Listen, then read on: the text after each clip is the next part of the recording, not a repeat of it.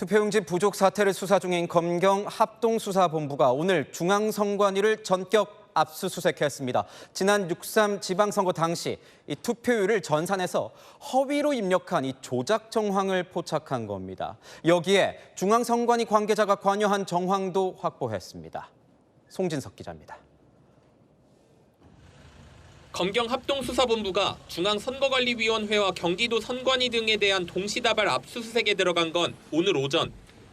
지난 6.3 지방선거 당일 일부 투표소가 투표율을 실제와 달리 허위 입력한 정황을 포착해 강제 수사에 들어간 겁니다. 합수본은 경기도의 한 투표소에서 실제 투표자 수를 선관위 전산망에 잘못 입력한 사실을 확인했습니다. 그리고 이 사실이 문제가 될까 봐 다른 투표소의 투표율 수치를 고치기까지 했다는 게 지금까지 합수본 수사 결과입니다. 투표소 한 곳에서 실제 투표자보다 많이 입력한 수치가 이상하게 보일까 봐 초과분을 다른 투표소가 투표자 수를 입력할 때 분산시키는 방식으로 투표율을 조작했다는 겁니다. 합수본은 조작 과정에서 중앙선거관리위원회가 관여한 정황이 담긴 메신저 대화 기록도 확보한 걸로 전해집니다. 투표소 직원이 문제 발생 사실을 알리자 중앙선관위 관계자가 이 같은 전산 입력 방식을 조언해준 정황이 담긴 걸로 알려졌습니다. 투표자 수를 잘못 입력하면 상부에 보고한 뒤 승인을 받고 수정해야 하지만 이 원칙이 무시된 겁니다. 합수본은 이번에 문제가 된 투표소 외에 다른 지역 투표소에서도 유사한 일이 있었는지 수사를 확대할 예정입니다. 채널A 뉴스 송진섭입니다.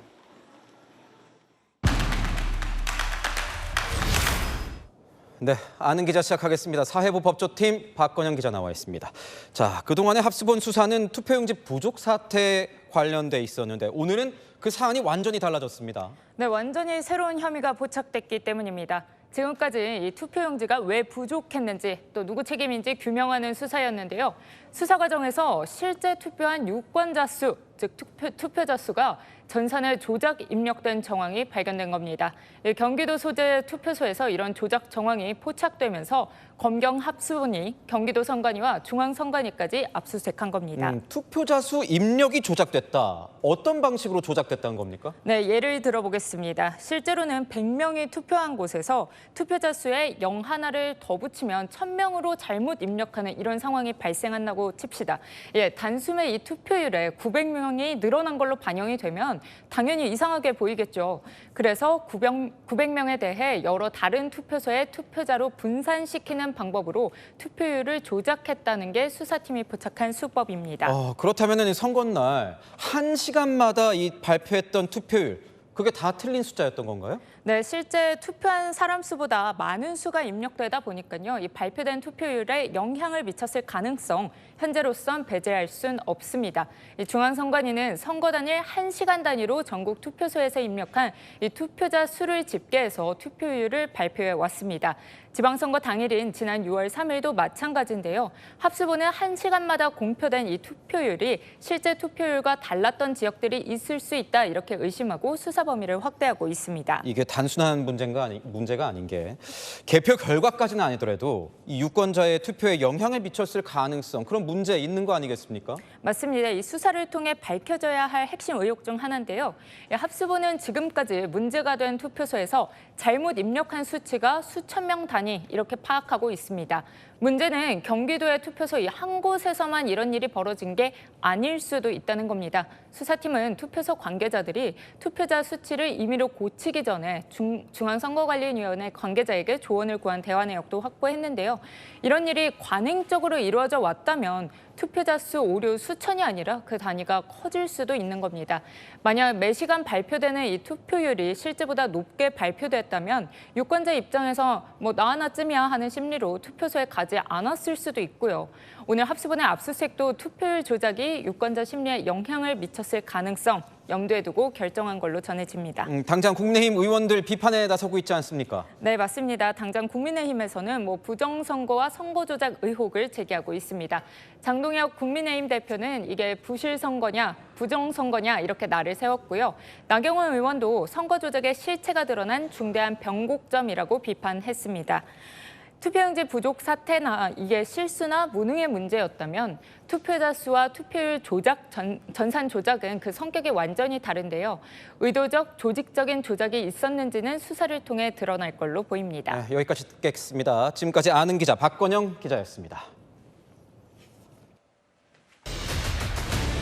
네, 선관위의 투표 통계 조작 정황까지 드러나면서 논란이 일파만파 확산되고 있습니다. 이런 상황에서 장동혁 대표는 참정권 문제에 적극적으로 목소리를 내고 있는데요. 오늘은 국회에서 다양한 일정을 소화했습니다. 국민은 고통받고 있다.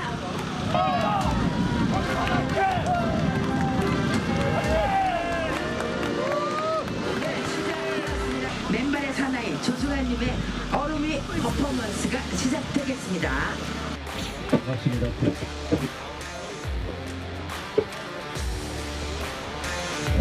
잠깐만.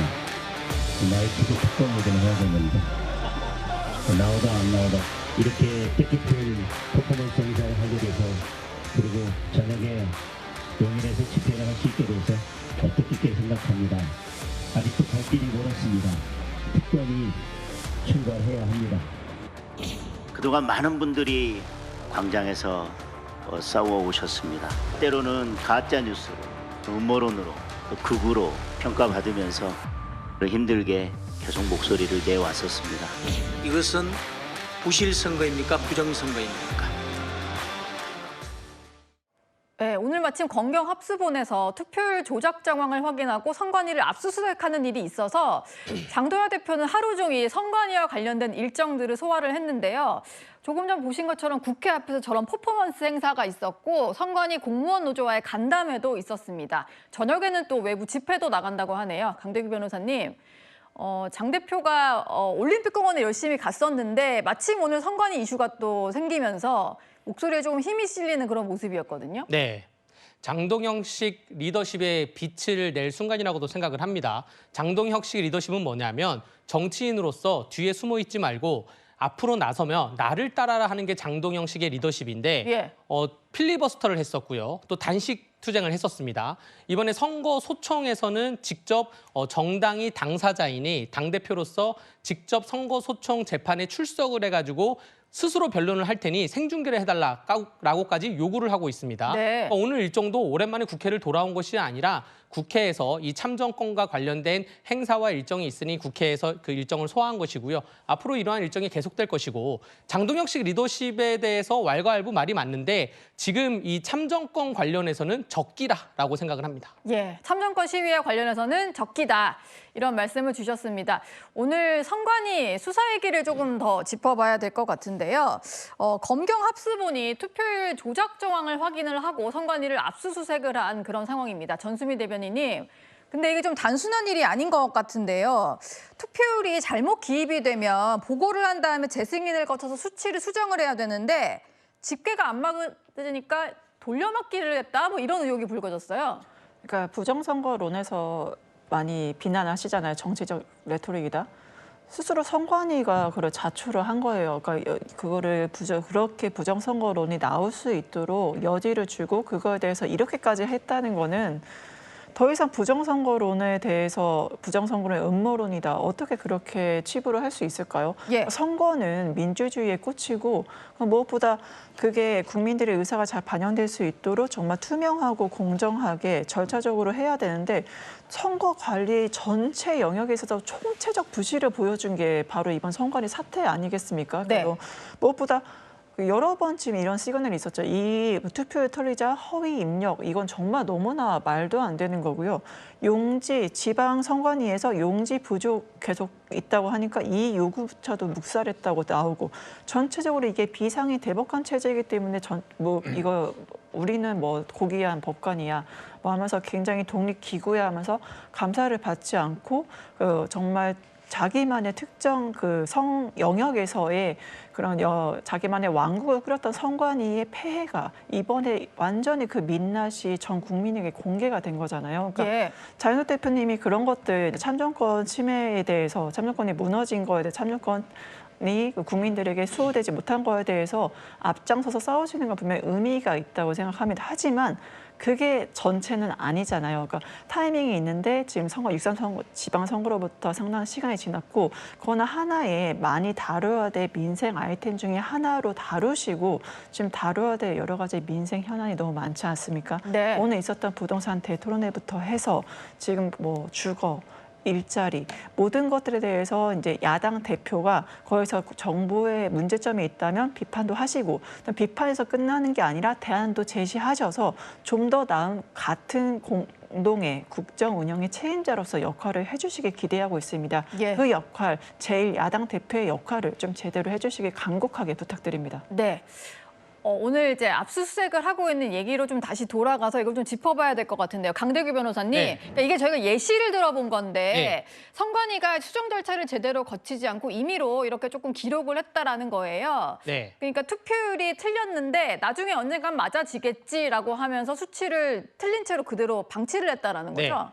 그러니까 이제까지 선관위의 문제에 대해서 선관위의 입장은 관리 부실이었다, 무능이었다, 과실이었다라고 얘기를 했는데 네. 이제 오늘부터는 불법적으로 불법 문제가 나온 것입니다. 공정자 기록 위작죄이고요. 공무집행 방해죄입니다. 그렇기 때문에 선관위가 내부 메신저를 이용해서 선관위 직원들이 조직적으로 전산에 입력을 해서 전산을 조작할 수 있다는 게 밝혀졌고요. 네. 사실 선관위에서 일관되게 얘기했던 것이 전산 조작은 원천적으로 불가능하다. 전산 조작으로 부정선거, 부실선거 얘기하지 마세요라고 했는데 네. 오늘 그것이 사실로 밝혀진 것이고 그렇다면 정책적으로 어디로 흘러가야 될 것인가.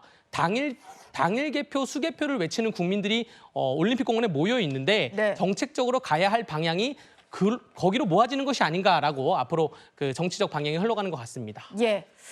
여기에도 좀 파생되는 문제가 두 가지가 있어서 좀 하나씩 짚어볼까 하는데요. 이현중 위원님, 근데 투표율이 1시간 단위로 업데이트가 되고 그때 저희도 선거방송하면서 투표율이 지금 이 시각 이렇다라고 많이 얘기를 했었거든요. 그러니까 투표 독려도 하고요. 근데 만약에 수치가 잘못됐다면 이것도 선거 결과에는 영향을 줄 수 있는 오류 아닌가요?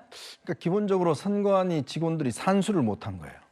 그러니까 이거야말로 선관위 직원들이 가장 기본적으로 해야 될 게 사실은 투표 개표된 게 얼마가 개표됐고 네. 지금 현재 이게 지금 각 후보별로 몇 %인지 그 계산하는 건 가장 기본이잖아요. 선관위의 고유 업무가 투표용지가 과연 그러면 제대로 돼 있는 것인지 그다음에 투표를 제대로 하는 것인지를 보는 거 네. 그다음에 개표할 때 개표지를 잘 세서 잘 분류하고 몇 표인지를 해야 될 텐데 이제 그걸 토대로 해서 이제 입력이 되면 저희 이제 방송국에서 그걸 가지고 현재 몇 등이다, 뭐 얼마다. 어느 지역이 제일 높다. 그렇죠. 실시간으로 계속 하고 있지 않습니까? 예. 물론 뭐 전체 마지막에서 이제 뭐 검표하고 뭐 한 데는 맞을 수는 있겠지만 저렇게 된다 그러면 이거는 기본을 일단 못한 거잖아요. 네. 그러니까 기본이 안 돼 있다는 것인데 왜 이런 인물이 빚어졌을까? 예를 들어서 뭐 정말 선관위 직원들이 그 직장이고 거기서 기본적으로 선관위 업무를 오랫동안 해온 사람들인데 이런 거를 그냥 수정을 뭐 임의로 하고 이렇게 했다라고 하는 것은 과연 이 선관위 조직이 평소에 뭘 하는 조직인지 그리고 이런 조직들이 지금 있을 필요가 있는 것인지 이런 문제에 대한 근본적인 또 회의를 가지게 만드는 것 같습니다. 예. 그리고 또 한 가지의 의문은요. 지금은 이건 당장 뭐 투표율에 대한 이제 잘못된 기록이었습니다만요. 최진봉 교수님, 그럼 나중에 투표 결과, 이제 개표 결과는 제대로 입력했을까? 이런 의문을 가지시는 분도 꽤 있더라고요. 이런 얘기가 나오니까 그런 의문을 가질 수는 있겠죠. 그러나 지금 상황에서 투표 결과가 잘못됐다 이렇게 단정적으로 얘기하면 안 돼요. 이건 지금 투표한 사람이 숫자가 몇 명이냐를 도입하는 과정에서 문제를 발생시킨 거잖아요. 이건 분명히 선관위가 잘못했고요. 예. 이런 행동을 하니까 문제인 거 절차를 제대로 밟아야죠. 본인들이 만약에 잘못했으면 수정하는 절차가 있어요. 그거 하기 싫어가지고 결국은 이렇게 임의로 분산해가지고 숫자를 나눈 거 아닙니까? 네. 그건 잘못됐죠. 예. 그러나 이것만 가지고서 이게 부정선거다 이렇게 주장하면 안 돼요, 아직은. 왜냐하면 투표 결과와 이거는 다른 상황의 문제이기 때문에 그러니까 아직까지는 이거는 거기까지 가면 안 된다고 보고 다만 이런 일이 발생하니까 자꾸 이제 부정선거 주장하는 사람들에게 더 공격할 수 있는 빈리를 주는 거잖아요. 그러니까 선관위가 100% 잘못했고요. 네. 개혁을 해야 되는 거 맞고요. 다만 이런 문제 때문에 지금까지 뭐 선거 결과가 잘못됐다 이렇게 단정적으로 얘기할 수 있는 상황은 아니라고 생각합니다. 예. 선관위 문제가 좀 일파만파 커지면서 장동혁 대표의 사퇴를 놓고 갈등하는 것은 좀 잦아든 상황이긴 합니다. 그런데 오늘은요, 당대표 폐지 논의를 두고 갈등이 불거졌습니다. 정치는 바르게 하는 것이다. 리더가 꼼수를 부리지 않고 반듯하면 백성도 자연스럽게 바른 길을 따른다는 정치의 핵심 가치입니다. 사실 지금 현안이 너무 많지 않습니까? 원 구성까지 좀 미뤄진 상태에서 지금 그 민생은 타들어가는 이상 그걸 안 하고 나홀로 당해투쟁, 시간이 갈수록 동료 의원들로부터 외면받는 모습이 되는 거죠.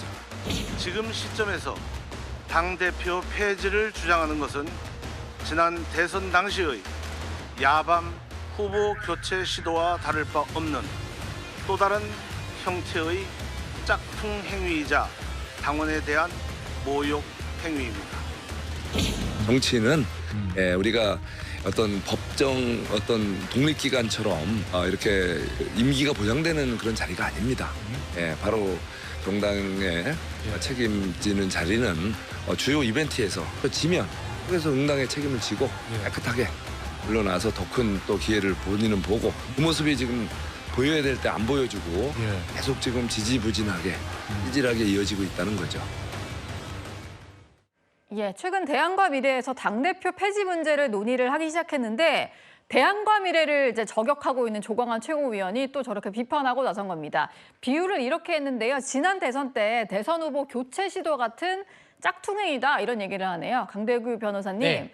저게 좀 적절한 딱 맞는 비유다 이렇게 보시나요? 뭐 그때보다 더 황당한 일이라고 할 수가 있죠. 우리 송석준 의원께서 아까 말씀하신 것 중에 동료 의원들로부터 외면받다고 말씀하셨는데 네. 송석준 의원께서는 당대표의 역할과 원내대표의 역할을 구분을 잘 못하시는 것 같습니다. 당대표는 당원들 전체의 총의를 받은 거고요. 원내대표는 국회의원들의 총의를 받았잖아요. 동료 의원들이 이끌어가는 거는 그 원내대표이고요. 예. 당대표는 당원들의 의견을 다 받들어야 됩니다. 그러면서 민생은 당연히 중요한데 그렇다면 민생의 재산권이 중요하냐 혹은 참정권의 침해가 더 중요하냐 예. 여기에 대해서는 그 기본권의 충돌이 있는 문제이기 때문에 당대표가 참정권 침해를 주장하는 당원들과 함께하는 것을 이렇게 비판할 수는 없다고 보여지고요. 당대표 폐지론이 정말 황당한 게 네. 우리 채널A 언론사를 비롯해서 모든 회사, 뭐 협회, 기관, 하다못해 아파트 반상회까지 대표가 없는 곳이 있습니까? 당대표를 폐지해서 뭐 어쩌겠다는 겁니까? 굉장히 황당한 주장을 대안과 미래에서 하고 있다. 논의할 가치도 없다고 저는 생각합니다. 예. 그럼 미국은 황당한 제도인가요? 미국은 원내 정당 중심의 제도를 갖고 있잖아요. 네. 그러니까 우리나라는 지금 당이라는 조직과 원내라는 조직, 이게 사실은 당대표와 원내대표가 다르다고 하셨는데 그게 아니라 교집합이죠. 그러니까 당대표가 의원뿐만 아니라 당원 전체의 어떤 뽑히지만 또 원내대표도 그 안에 있는 거 아니겠습니까? 그래서 최고위원 회의할 때 당대표가 있고 원내대표가 있고 각각의 권한이 있는 거잖아요. 예. 따로 분리된 게 아니지 않습니까? 네. 어떻게 분리돼요? 그럼 장동혁 대표의 국민의힘과 정점식 원내대표는 국민의힘이 아닌가요? 예. 그건 말로 오해한 것이고, 그리고 이 원내 정당으로 가자는 것은 우리나라가 워낙 당대표 중심으로 해서 이 여러 가지 정책 논란이 있으니까 네. 미국처럼 사실은 원내 중심으로 해서 나중에 후보자는 뭐 프라이머리에 있는 것에서 뽑고 뭐 이런 것들을 제도로 논의하자는 것이지 그게 무슨 황당한 짓인가요? 뭐 네. 당대표 없어도 원내대표는 있으니까 뭐 이런 말씀이셨어요. 뭐 교집합이면 당대표 폐지하면 원내대표도 폐지해야지 교집합인데 무슨 차이가 있겠습니까? 예. 전 더불어민주당이 부러운 게 뭐냐면 제가 2005년도에 한나라당 때 입당을 했는데 네. 제가 정당인으로 있는 21년 동안 당대표 임기를 지키는 사람이 황우여 대표밖에 없었습니다. 지금 더불어민주당은 작년에 재보궐선거를 하고 이번에 다시 전당대 시즌이 왔잖아요. 당대표의 임기를 지켜주고 있다는 것이 개인적으로 굉장히 부럽고요. 아까 미국 예를 드셨는데 그 미국도 당대표의 임기는 지켜줍니다. 네. 장동혁 대표도 그러다 보니까 임기를 지킬 의지가 있는 것 같습니다.